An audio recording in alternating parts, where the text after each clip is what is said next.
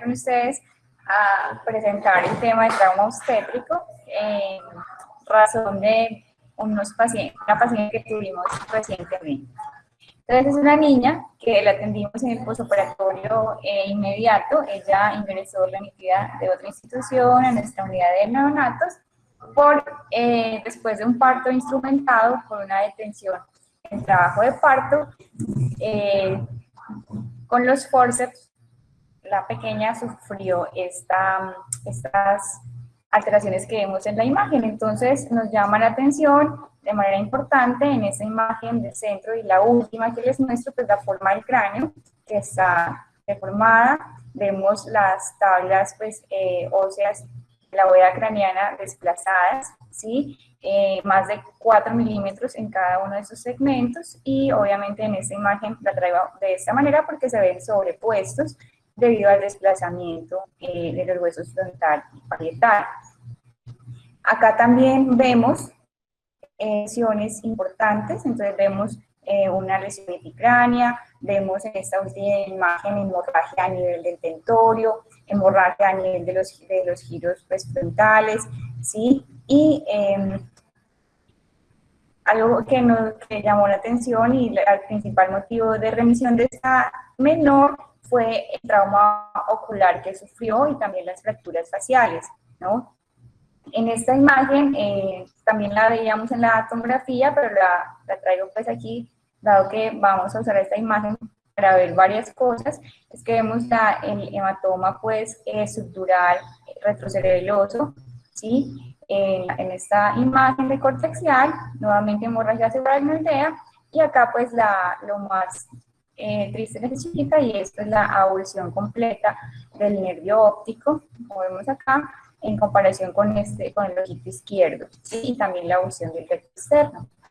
Esta es una imagen nuevamente de su ojito, en la que vemos pues ese compromiso completamente prequiasmático. Aquí vemos saliendo el nervio óptico en esta última imagen. Voy a agarrar el puntero.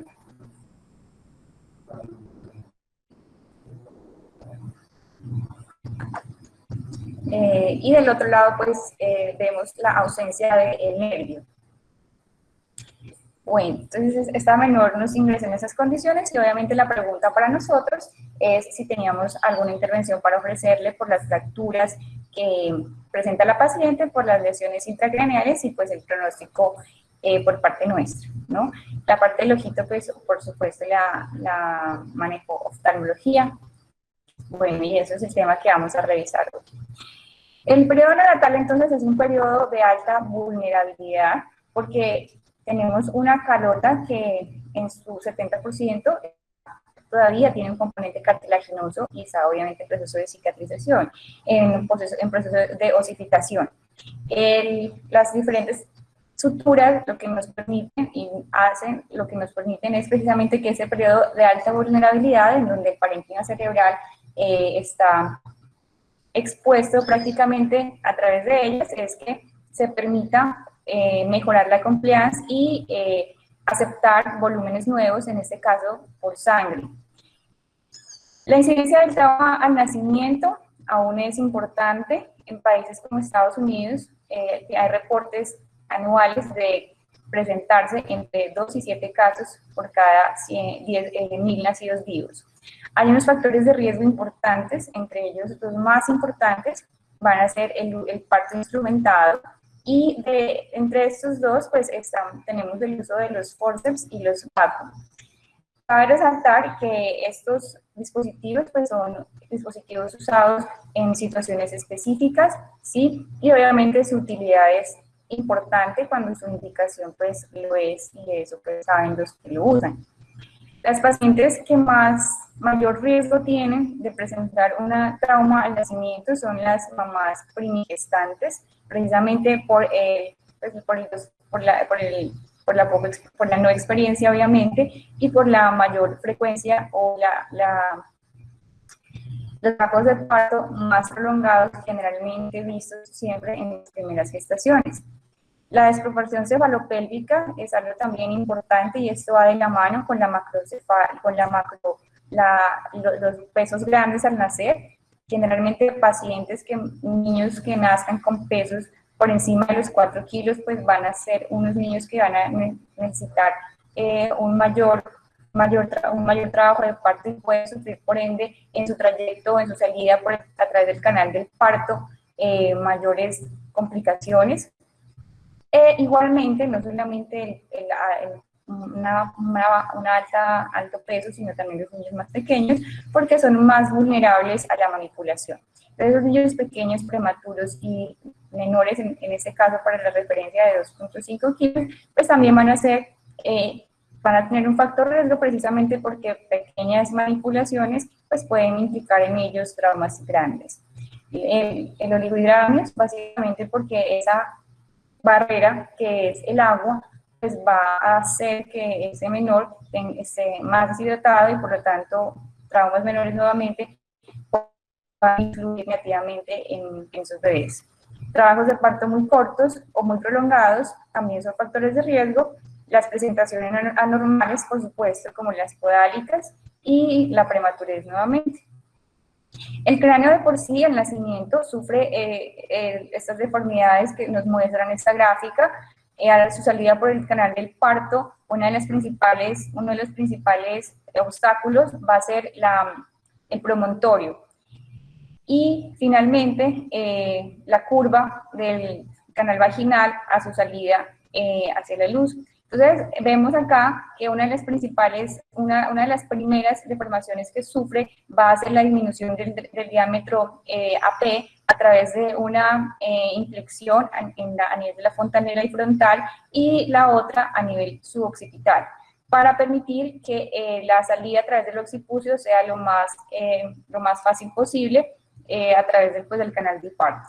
Esa es la deformidad fisiológica. Sin embargo, obviamente con estos factores de riesgo que les acabé de mencionar, esta deformidad pues puede aumentarse, ¿sí? Y en el caso de que los obstáculos fisiológicos que se encuentren en el nacimiento no sean superados, pues lo que va a ocurrir va a ser que esos tejidos van a sufrir lesiones. Bueno, entonces los principales mecanismos de trauma básicamente intracraneales van a corresponder al cargamiento de las suturas, precisamente que se pueden dar en el mismo canal vaginal de manera fisiológica o a través del aplastamiento sufrido al usar algunas veces de manera incorrecta esos dispositivos para la instrumentación del parto, que pueden ocurrir de manera accidental.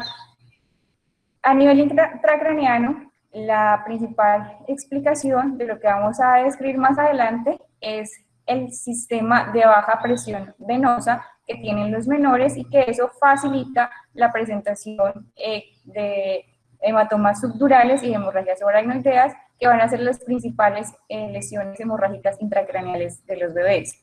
Entonces vemos acá cómo el principal esquema va a ser la ruptura de las venas puente, los senos venosos, a través de este mecanismo que les acabo de mostrar, y obviamente de las pequeñas vénulas a nivel de los surcos y del aracnoides. Entonces, lo que vamos a ver con mayor frecuencia en estos menores va a ser estos tipos de sangrados, hematomas subdurales y hemorragias subaracnoideas. Cabe resaltar que afortunadamente, debido a ese mismo sistema de baja presión venosa, la mayoría de los hematomas y las lesiones intracraneales en los bebés no van a producir déficit neurológico, y tampoco van a tender a crecer de manera abrupta, y eso va a hacer que la mayoría de los bebés pues tengan lesiones contenidas pequeños que hagan que su manejo sea conservador en la mayoría de los casos. Pero sin embargo, vamos a ver que hay que tener cuidado con algunas indicaciones. Entonces vamos a empezar con la primera. Entonces vamos a encontrar que una de las principales motivos de consulta para nosotros en los bebés va a ser el hallazgo, bien sea de fracturas diastasadas o el hallazgo de fracturas lineales. Tenemos que saber que las fracturas lineales, pues para la audiencia de pregrado que tenemos acá, las fracturas lineales aisladas que no tienen ningún otro componente, pues esos tipos de lesiones no ameritan pues que no ameritan ninguna intervención y cicatrizarán sin ninguna dificultad. Sin embargo, lo que sí tenemos que tener cuidado es con estas fracturas que tienen su amplitud entre ellas corresponde a más del doble de lo que corresponde a una tabla interna para ese bebé, ¿sí? Porque estas fracturas pueden tener el riesgo de expandirse. Es decir, que estas fracturas no alcancen nunca los bordes entre sí y a través de esta línea de fractura pueda salir contenido intracerebral. Como vemos en este caso, un menor recién nacido que tuvo una fractura parecida a la que vimos, la fractura nunca selló, nunca cicatrizó porque estaba separada y por ahí tuvo una herniación de contenido meningio, ¿no? Esta sería como la principal indicación para observar un bebé, pero no a nivel imaginológico, sino clínico, y si llegara el caso de presentarse alguna duda durante el seguimiento, pues la indicación de la imagen, por supuesto, en este caso, pues este bebé debió ser intervenido para mejorar esta dificultad presentada con la fractura. Bueno, tenemos las lesiones extracraneales, entonces las principales que vamos a tener va a ser el capo sucedáneo, el hematoma subclavian y el hematoma pues, epicraneal. Tienen unas diferencias importantes. El principal, el caput, se presenta sobre todo en los pacientes en donde se ha presentado un mecanismo de succión para el parto y corresponde a líquido extracelular, líquido extracelular básicamente de la piel y de la galea, ocupado a este nivel. El hematoma subgaleal pues tiene otras particularidades y es básicamente el sangre a través o que se ha producido por la ruptura de esos vasos que alimentan nuevamente pues la piel y la galea, y va a tener una diferencia con los hematomas epicraneales, y es que como está debajo de la piel, pues no va a respetar la inserción pues que tiene la galea a través de las suturas o en las fontanelas y las suturas. Bueno, es importante tener en cuenta estos dos tipos de hematomas porque estos niños pueden presentarse con anemia secundaria a la presencia de este hematoma, y estos hematomas también se pueden infectar. Entonces, esas serían como las indicaciones para nosotros si en algún momento nos pidieran un concepto, ¿sí? La infección, o sí, probablemente, y por supuesto no van a necesitar intervenciones por nuestra parte. Los hematomas epicráneos, pues nuevamente cabe aclarar, son hematomas que están localizados debajo del pericráneo, ¿sí? Y por lo tanto no van a atravesar las suturas o las carencias que el epicráneo tiene a nivel de las fontanelas para el caso de los recién nacidos. Y por lo tanto, pues su localización va a ser más en un solo hemisferio, a diferencia de los hematomas subtaleales. Nuevamente, esos hematomas epicraneanos superiósticos pueden inclusive continuarse a través de la tabla interna y pueden desplazar también o pueden incluir inclusive la fontanela nuevamente pues la única indicación para intervenirlos sería si estuvieran infectados. Bueno, entonces el niño con un cefalomatoma es llamativo porque generalmente es un motivo de consulta frecuente, ¿sí? Y hay que tener en cuenta que estos hematomas van a estar muy estrechamente asociados con fracturas lineales o alguna de las fracturas más frecuentes en la bóveda craneana de los bebés. Entonces, las fracturas lineales van a ir de la mano casi que en su mayoría con este tipo de lesiones que les acabo de mencionar, las colecciones epicraneales. Las fracturas lineales van a corresponder más entre todas las fracturas de los bebés al 90% de ellas, afortunadamente son benignas la mayoría, excepto cuando se presenta esa diastasis que les acabé de mencionar. El 20% de ellas no son detectadas, ¿sí? Y el sitio más frecuente donde les vamos a localizar va a ser a nivel parietal, precisamente porque por la necesidad de aumento del tamaño y nueva deformidad fisiológica del cráneo cuando atraviesa el cráneo del nacimiento. El segundo lugar de presentación va a ser a nivel frontal. Y el seguimiento pues va a ser necesario, como ya les acabo de mencionar, si los bordes se encuentran separados más de 2 veces lo que mide la tabla interna de ellas. Tenemos las fracturas deprimidas que también van a ser importantes. Entonces acá tenemos un bebé, es muy evidente el defecto por hundimiento a nivel frontal. Y nuevamente el sitio más común pues va a ocurrir a nivel frontal y parietal. El principal motivo para presentar una fractura deprimida, o lo que nosotros llamamos ping-pong, por ser un tipo de fractura del niño verde, es el parto instrumentado, ¿sí?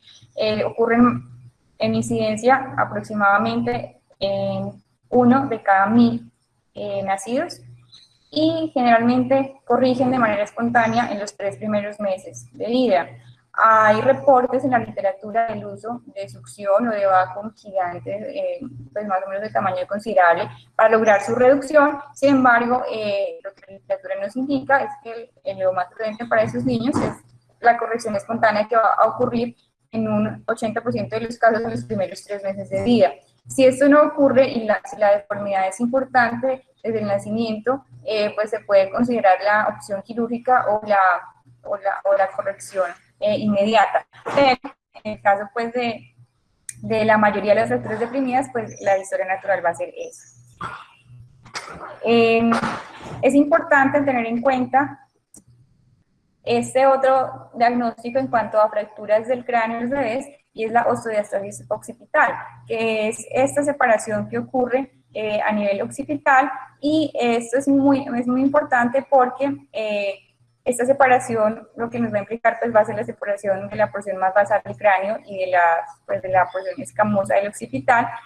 Va a estar asociada de manera importante con hematomas de la fosa posterior de carácter venoso. En este caso vemos los hematomas epidurales, que se han asociado o son uno de los principales hallazgos, o uno de los principales hallazgos en las autopsias de los bebés que mueren por hematomas intracraneales. Entonces, de pronto de entre todas estas fracturas, la que debería llamarnos la atención, si el reconocimiento es temprano, sería la presencia de estas lesiones, de estas fracturas a nivel posterior del cráneo. En ese sentido, vamos a hablar de los hematomas intracraneales asociados. Entonces vemos que algo raro que puede ocurrir, pero está escrito en la literatura, son los hematomas de fosa posterior. Actualmente, o hasta hace poco, eran menos de 100 casos descritos en total, y corresponden al 10% de todos los hematomas que producen mortalidad en los neonatos.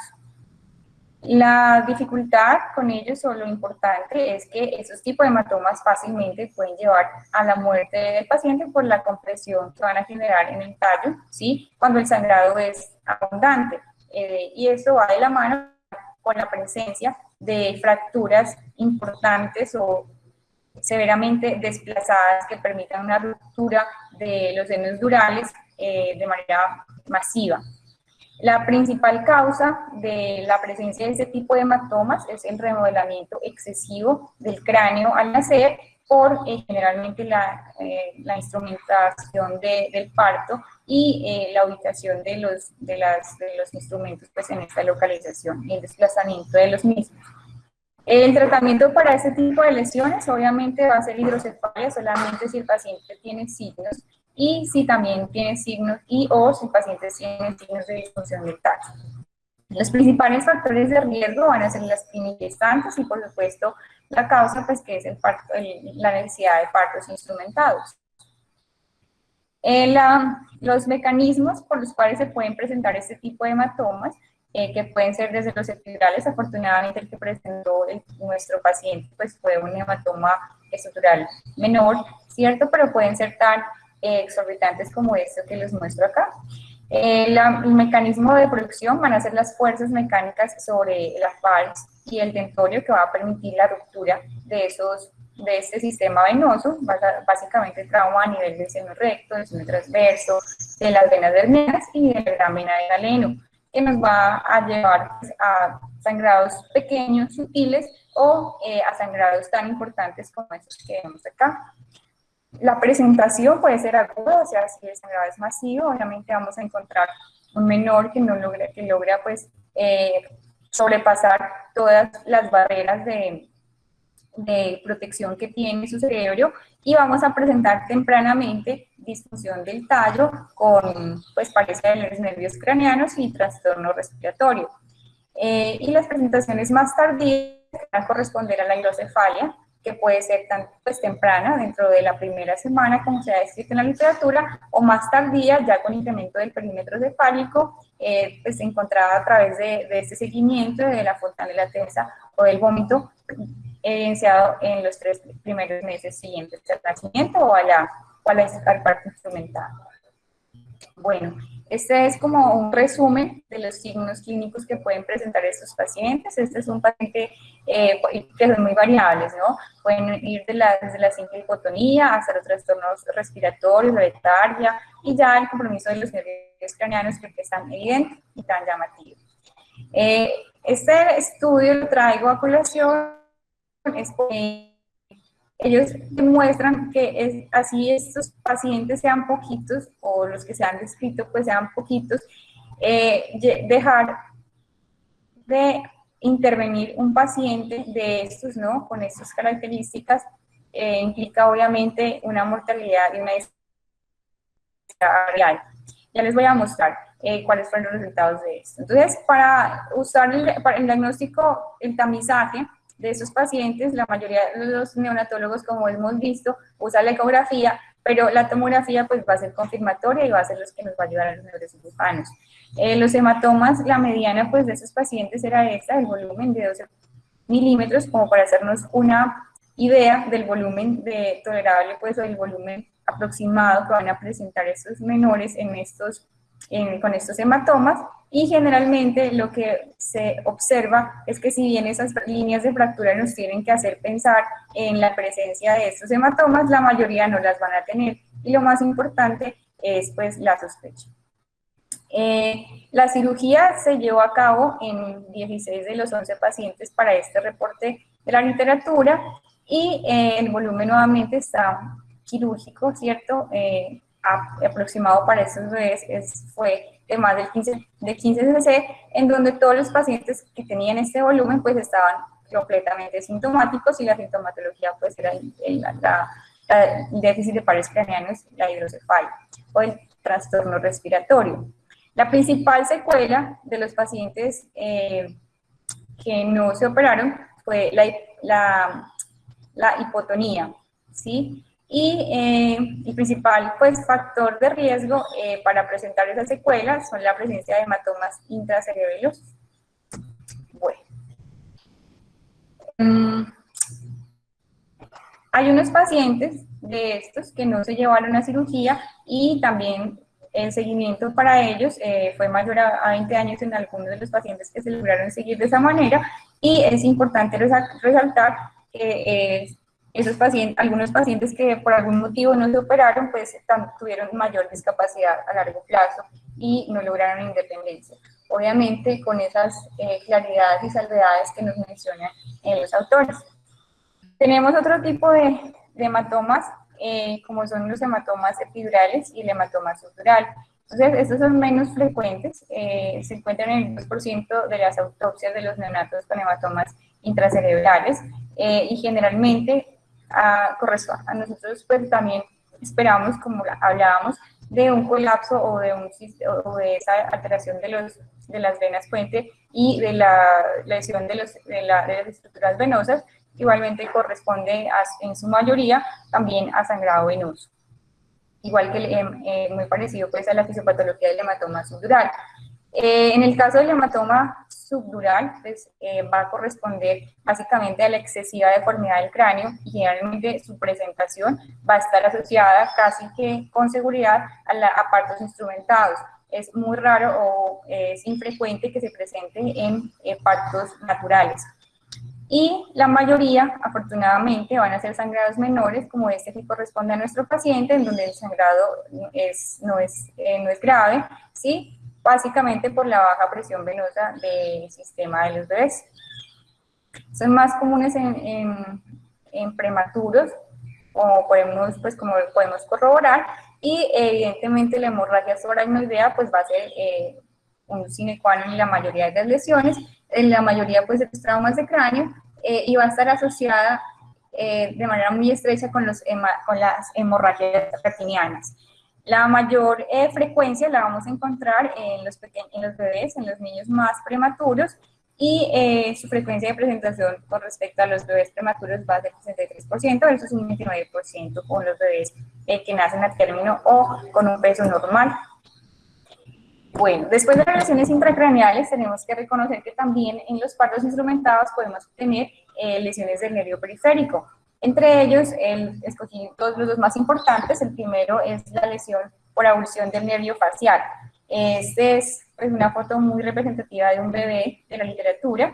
Generalmente la identificamos al segundo día de vida y esto se ha descrito por el edema que puede presentar el bebé al nacimiento y que puede pasar desapercibido en ese instante. La incidencia me parece alta, 6.3% de los bebés la pueden presentar y no hay diferencias en su hallazgo si comparamos el parto instrumentado con el parto natural. El pronóstico afortunadamente es favorable porque la mayoría de esas lesiones se debe a la presencia de edema o hemorragia a nivel del nervio y no a una lesión avulsiva. El sitio de lesión con frecuencia o el sitio de lesión por excelencia va a ser la salida del nervio a nivel del foramen estilomastoideo, donde se divide pues en sus ramas temporofacial y cervicofacial. El mecanismo de acción va a corresponder a la presión intrauterina que se ejerce contra el promontorio del sacro, y en ese lugar pues la carita del bebé generalmente pues se va a ver aprisionada y es donde va a sufrir este trauma. Y por supuesto, debido a este mecanismo, pues existe una estrecha relación del lado afectado con la posición de la cabeza al nacimiento. Bueno, la segunda lesión va a ser la lesión del plexo braquial. Su incidencia está escrita entre el 0.5 y el 2.5 por cada 1000 nacidos vivos, ¿sí? Y los principales factores de riesgo van a ser la distocia, el peso mayor a 4.500 gramos, la presentación podálica y por supuesto los partos instrumentados. El reconocimiento o el diagnóstico va a ser clínico y es básicamente la debilidad unilateral que va a presentar el menor al nacimiento, ¿sí? Evidenciado a través de la evaluación inicial.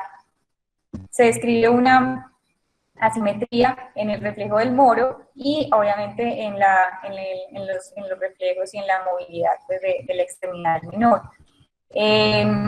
Existen 4 formas de presentación. La primera y la más frecuente es la parálisis de Erbs-Chen, en donde encontramos precisamente un paciente tal cual nos muestra esta imagen, un paciente con la lesión, con el bracito extendido, con la mano en prono y la muñeca flexionada, ¿sí? Corresponde a una lesión de las raíces de C5 a C6, es la lesión más común. La segunda lesión va a corresponder a la segunda lesión más común o más en frecuencia, va a ser la parálisis de Kumple, que corresponde a una lesión de las raíces entre C8 y C1. La parálisis completa o la lesión de todas las raíces nerviosas va a ser la menos frecuente, pero también puede estar presente. En ese caso, pues encontraríamos un bracito completamente flácido.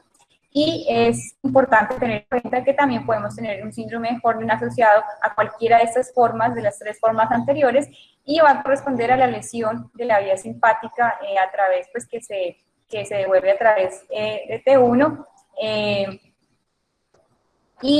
pues recordarles la presencia de esos hallazgos, ¿no? Lo otro que tenemos que tener en cuenta es que no solamente podemos encontrar la parálisis motora, ¿sí? Sino que también estos menores, algunos, pudieran presentarse con taquipnea y desaturación persistente, además de la parálisis pues, motora, y en esos casos deberían hacernos sospechar de una lesión del nervio frénico o de las raíces que corresponden al nervio frénico, o sea, las raíces cervicales más superiores a C5, ¿no? La literatura lo que nos dice es que esos pacientes igualmente van a tener un pronóstico favorable cuando la lesión es incompleta, porque la mayoría van a corresponder a lo que les acabo de mencionar. Las indicaciones de intervenciones muy tempranas no están indicadas y por lo tanto lo que se recomienda es el seguimiento en los 3 primeros meses de vida, sí, obviamente evitando la contractura de los músculos de estos niños y la cirugía, si hay una evolución completa o no hay recuperación de la movilidad, está recomendada a partir de los 6 meses de edad. Bueno, entonces, en conclusión, estas son lesiones que son de baja frecuencia para nosotros en nuestra práctica diaria, ¿sí? Sin embargo, tenemos que tener en cuenta que existen unos factores de riesgo claro, como son el alto peso en la serie y la presencia de partos instrumentados. El uso de cesáreas pues, ha disminuido la ocurrencia de estos eventos, pero pues no los hace, tampoco los hace casos exentos de presentarlos. Afortunadamente son lesiones de buen pronóstico. En el caso de los hematomas intracraneales, al corresponder a un sistema de baja presión venosa pues, y de alta, pues, que permite la deformidad y asimismo alberga un volumen, nos permite albergar volúmenes intracraneales importantes, pues va a hacer que estos menores no lleguen a esos casos tan extremos como les mostré, los hematomas de fosa posterior que podrían ser los que más pueden poner en riesgo la vida de los pacientes, y por eso lo más importante para nosotros es tener claridad en que el reconocimiento temprano nos va a permitir diferenciar cuáles son esos pacientes que van a necesitar un seguimiento oportuno y cuáles simplemente necesitan nuestro visto bueno para continuar con sus vidas. Entonces, la menor de nuestro caso, pues es un caso reciente y todavía pues no se ha presentado el seguimiento. Muchas gracias.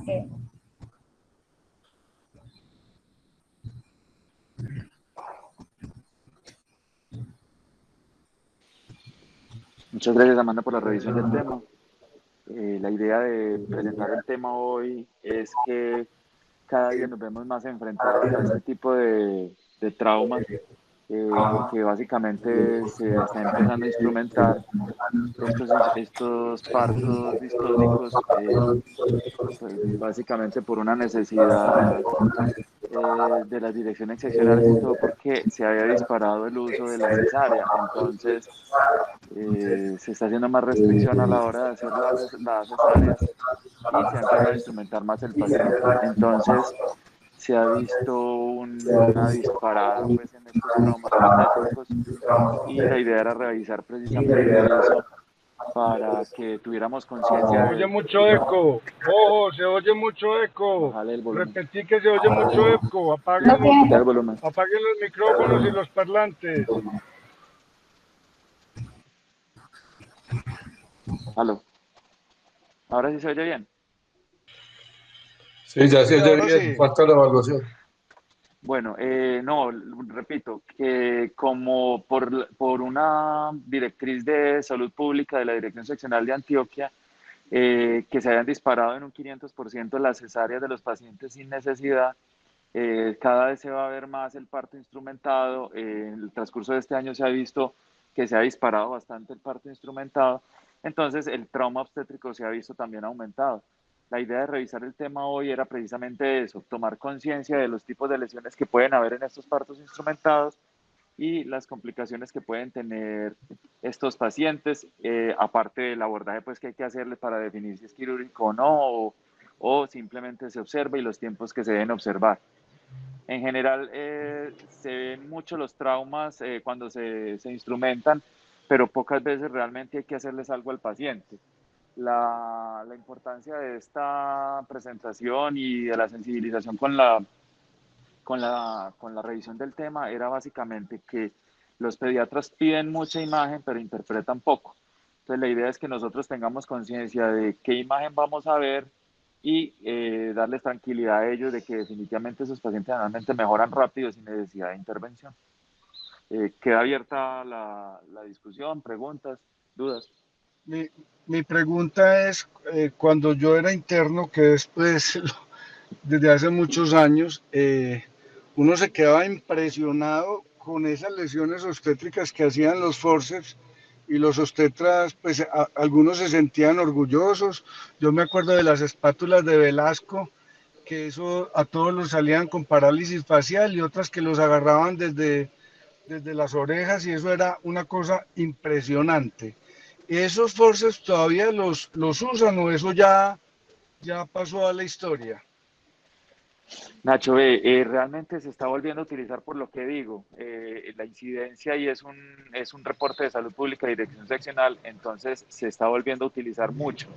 Yo recuerdo que mi profesora de ginecobstetricia cuando yo era también interno y estudiante, era la doctora Livia, y esta señora decía que montar unos forceps es realmente un arte. Y hablando con amigos obstetras, siguen diciendo que realmente es un arte, que no cualquier persona lo monta porque hace ese tipo de lesiones que vos mismo estás describiendo. Y en general el consejo que dan cuando están haciendo lo de los forceps es que si el forceps no se arma solo, es mejor no intentar sacarlo con el forceps. Ellos dicen que la mejor manera de evitar precisamente ese tipo de lesiones es que si el forceps no se arma solo, es mejor no hacerlo, porque queda mal anclado y hace esas lesiones así severas como la que vimos del niño del caso que presentó Amanda.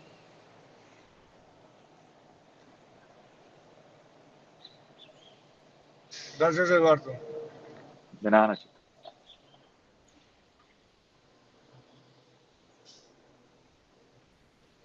Ya pasaron la evaluación.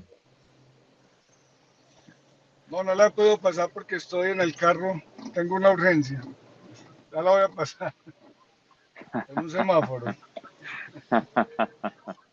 Pero no se mejoró largo. Sí, sí, sí. ¿Alguien más quiere comentar algo? Me pareció súper Vladimir de la Cruz. interesante. Sí, muy buenos días. Vladimir de la Cruz. Buenos días, Hola. Vladimir.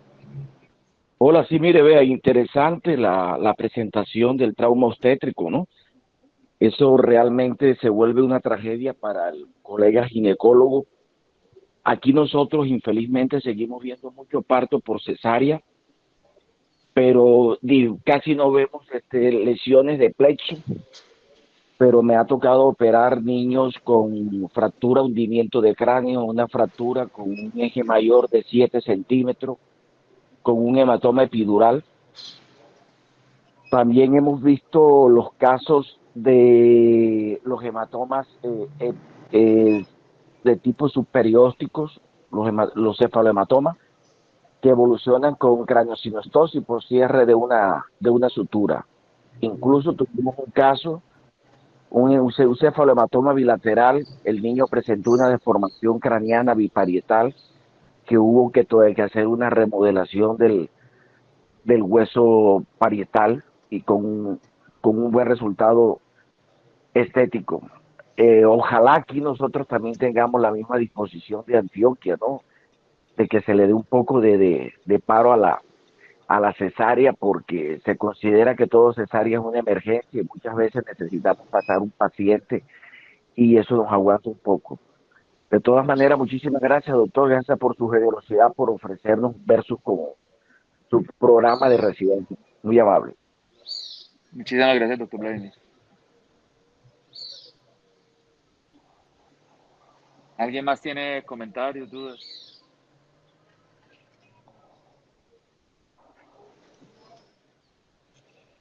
Bueno, muchas gracias a todos por asistir.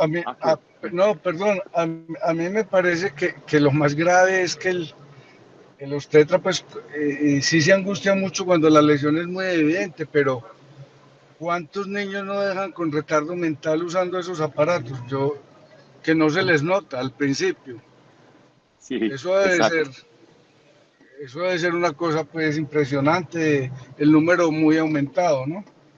Desde yo realmente tengo una percepción de que es así de grande como vos decís, no tengo el número real, pero los pacientes que nosotros vemos en el plan Triángulo con parálisis cerebral, y uno empieza a indagar en la historia clínica en el y se va al trabajo de parto, casi todos tuvieron un trabajo de parto distóxico, difícil, complicado, que le dieron mucha larga, que le dieron mucho tiempo y que hicieron la hipoxia y el daño cerebral, ¿no es cierto?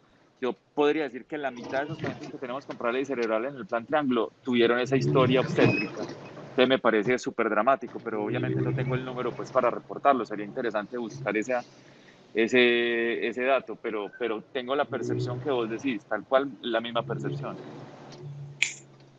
Ok.